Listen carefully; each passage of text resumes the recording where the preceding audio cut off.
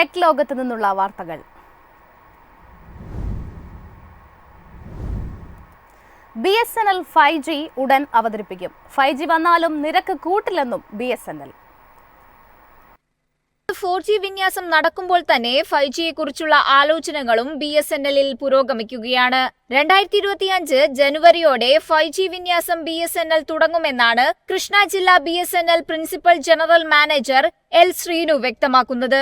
ഇതിനൊപ്പം രാജ്യത്തിന്റെ മറ്റിടങ്ങളിലും 5G വിന്യാസം ആരംഭിക്കുമെന്നാണ് സൂചന. ജനുവരിയോടെ ആന്ധ്രാപ്രദേശിലെ കൃഷ്ണ ജില്ലയിൽ BSNL 5G സേവനങ്ങൾ ആരംഭിക്കാനാണ് പദ്ധതി.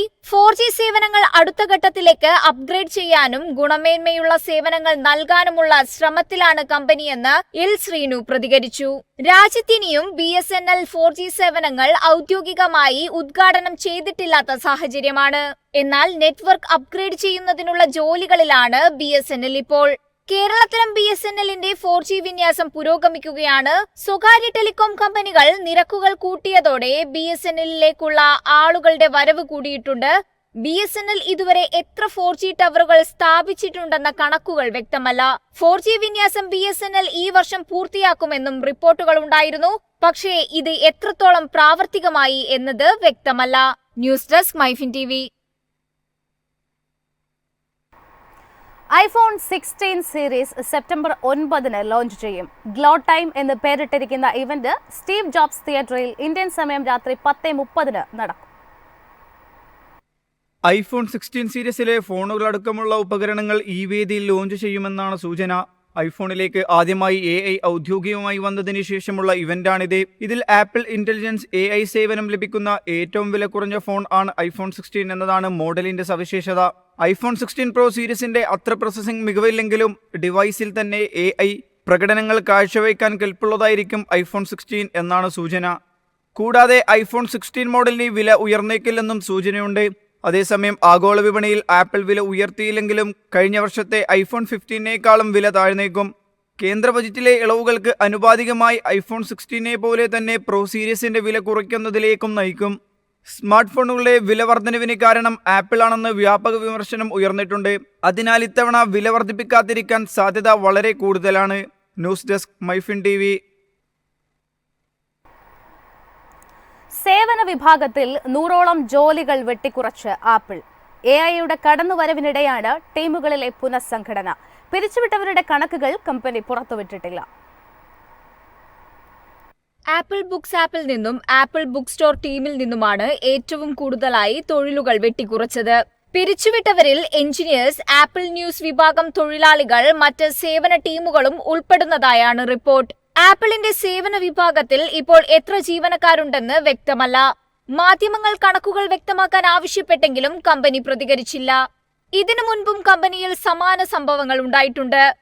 കമ്പനി ഹൈ എൻഡ് വിഷൻ ഹെഡ്സെറ്റിന്റെ ജോലി താൽക്കാലികമായി നിർത്തിവച്ചിരുന്നു. കൂടാതെ സ്മാർട്ട് വാച്ച് ഡിസ്പ്ലേകൾ രൂപകൽപ്പന ചെയ്യുന്നതിനും വികസിപ്പിക്കുന്നതിനുമുള്ള പ്രൊജക്റ്റും കമ്പനിക്ക് അടച്ചുപൂട്ടേണ്ടി വന്നിരുന്നു. കൂടാതെ ആപ്പിളിന്റെ മൂന്നാമത്തെ ഏറ്റവും വലിയ വിപണിയായ ചൈനയിൽ കഴിഞ്ഞ വർഷം മുതൽ വിൽപ്പന 6.5% കുറഞ്ഞതായാണ് റിപ്പോർട്ട്. ഇതൊക്കെ വിരൽ ചൂണ്ടുന്നത് ആപ്പിൾ ഏതെങ്കിലും പ്രതിസന്ധിയിലാണോ എന്ന ചോദ്യത്തിലേക്കാണ്. News desk Myfin TV. ഡിജി ലോക്കറിനെ നിയമന പോർട്ടലുമായി ബന്ധിപ്പിച്ച് ഇന്ത്യൻ റെയിൽവേ നിയമനങ്ങളിൽ ഡിജിറ്റൽ ഡോക്യുമെന്റുകൾ ലിങ്ക് ചെയ്യുന്നതിന്റെ ഭാഗമായാണ് ഈ നീക്കം. രാജ്യത്തെ ഏറ്റവും വലിയ റിക്രൂട്ടർ ആയതിനാൽ റെയിൽവേ ജോലിക്ക് അപേക്ഷിക്കുന്നവരുടെ എണ്ണം വളരെ ഉയർന്നതാണ്. മുഴുവൻ ഡോക്യുമെന്റ് വെരിഫിക്കേഷനുകളും ഡിജി ലോക്കർ അധിഷ്ഠിതമായിരിക്കും ഇനി മുതൽ. റെയിൽവേ ജോലികൾക്കുള്ള റിക്രൂട്ട്മെന്റ് സമയപരിധി 18 മാസം മുതൽ 24 മാസം വരെയാണ്. ഡിജി ലോക്കർ സംവിധാനം നടപ്പിലാക്കുന്നതോടെ ഇത് 6 മാസത്തിൽ താഴെയായി കുറയ്ക്കാൻ സാധിക്കും. ആധികാരിക ഡിജിറ്റൽ രേഖകളിലേക്ക് പ്രവേശനം നൽകുന്നതിനായി ഇലക്ട്രോണിക്സ് ആൻഡ് ഇൻഫർമേഷൻ ടെക്നോളജി മന്ത്രാലയം ആരംഭിച്ച ഒരു ഡിജിറ്റൽ ഡോക്യുമെന്റ് വാലറ്റാണ് ഡിജി ലോക്കർ. വാലറ്റിൽ സൂക്ഷിച്ചിരിക്കുന്ന രേഖകൾ യഥാർത്ഥ ഫിസിക്കൽ രേഖകൾക്ക് തുല്യമായാണ് കണക്കാക്കുന്നത്. ഡിജി ലോക്കർ സംവിധാനം നടപ്പിലാക്കുന്നതോടെ മെഡിക്കൽ ചെക്കപ്പുകൾക്കും അപ്പോയിന്റ്മെന്റ് ലെറ്ററുകൾക്കും വേണ്ടിയുള്ള കോളുകളും ഡിജി ലോക്കറിൽ നൽകുമെന്നാണ് റെയിൽവേ അറിയിച്ചിരിക്കുന്നത്. News desk Myfin TV. Chinese നിർമ്മാതാക്കളിൽ നിന്നും ഇലക്ട്രിക് വാഹന ബാറ്ററി വാങ്ങാനുള്ള നീക്കവുമായി ടാറ്റ മോട്ടോഴ്സ്. EV വിൽപ്പനയിൽ 68% ടാറ്റ മോട്ടോഴ്സിന്റെ വിപണി വിഹിതം. ചൈനയിലെ ഒക്ടീലിയൻ പവർ സിസ്റ്റത്തിൽ നിന്നാണ് ടാറ്റ മോട്ടോഴ്സ് പുതിയ ബാറ്ററികൾ വാങ്ങാൻ പദ്ധതിയിടുന്നത്. നിലവിൽ ടാറ്റ ഓട്ടോകോം സിസ്റ്റത്തിൽ നിന്നാണ് ബാറ്ററികൾ വാങ്ങുന്നത്. ഇലക്ട്രിക് വാഹന വിൽപ്പനയിൽ ഇടിവുണ്ടെങ്കിലും വിപണിയിൽ ആധിപത്യം പുലർത്തുന്നത് ടാറ്റ മോട്ടോഴ്സ് തന്നെയാണ്. ഇതിനോടകം വിവിധ മോഡലുകൾ വിപണിയിലെത്തിക്കാനുള്ള ശ്രമത്തിലാണ് company. Tiago, Tigor, punch, Nexon, curve EV തുടങ്ങിയ പുതിയ ഇലക്ട്രിക് വാഹന ശ്രേണിയാണ് ടാറ്റ വിപണിയിലെത്തിച്ചിരിക്കുന്നത്. ഹാരിയറിന്റെ EV പതിപ്പും കമ്പനി പുറത്തിറക്കുമെന്നാണ് പ്രതീക്ഷിക്കുന്നത്. ഒക്ടീലിയൻ ബാറ്ററി കർവ് EV പതിപ്പിലായിരിക്കും അവതരിപ്പിക്കുകയെന്നാണ് വിപണി വിലയിരുത്തൽ.